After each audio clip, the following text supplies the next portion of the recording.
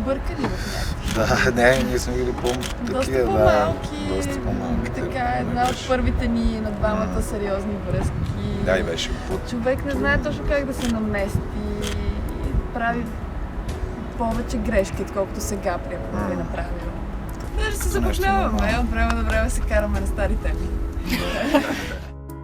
Много по-лесно е да си сам, което не казвам, че е по-правилно, казвам, че е по-лесно, според мен. Не е по-лесно, аз мисля, че е много по-трудно да си сам. Ако има човек до теб, благодарение на когото на теб ти е толкова изпълнено всичко отвътре, че нямаш нужда от никакви неща, нямаш никакви липси, няма защо да тръгваш да правиш нещо и да се спираш заради него.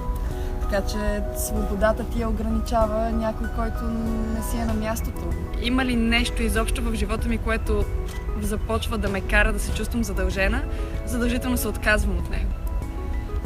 Давам ти 3 примера, бързи, защото веднага ми изникват в главата. Всяка вечер бях задължена в главата си да пия алкохол, дори една бира, но всяка вечер осъзнах, че това нещо ме държи и спрях да го правя. Спрях да пуша и спрях да влизам във Фейсбук. Просто защото осъзнах, че това са някакви неща, които ме контролират, а предпочитам аз да ги контролирам. А бихте ли били пак гаджета в сериал? Или то това не е... Мисля, ако ти кажеш си гадже си явно. Дреме ли ти? Мене не ми дреме, не естествено. Дали ще е тя или някой друг. Не, нали, това не е работата, няма да... Даже сигурно ще е забавно. Но... Ще успеем да го изиграем по-добре, отколкото всяка друг. Сигурно. Се си мисля обаче, че имате опит от това. Тези сериали, те не са чак толкова лоши, колкото си мисля. Знам, последните ми 2 сериала, това в Недадените и в Подприкритие ми беше.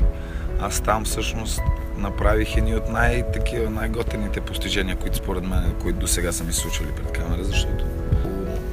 Не знам, преди си мислех, че постоянно не ми стигат парите, имах много повече, отколкото сега, примерно. А сега осъзнавам, че не е чак толкова страшно и не е чак толкова...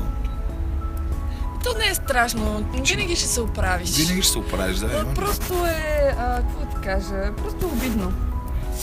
Обидно е, че толкова много работим, че даваме толкова много от себе си, от душата си и че получаваме в замяна абсолютно нищо.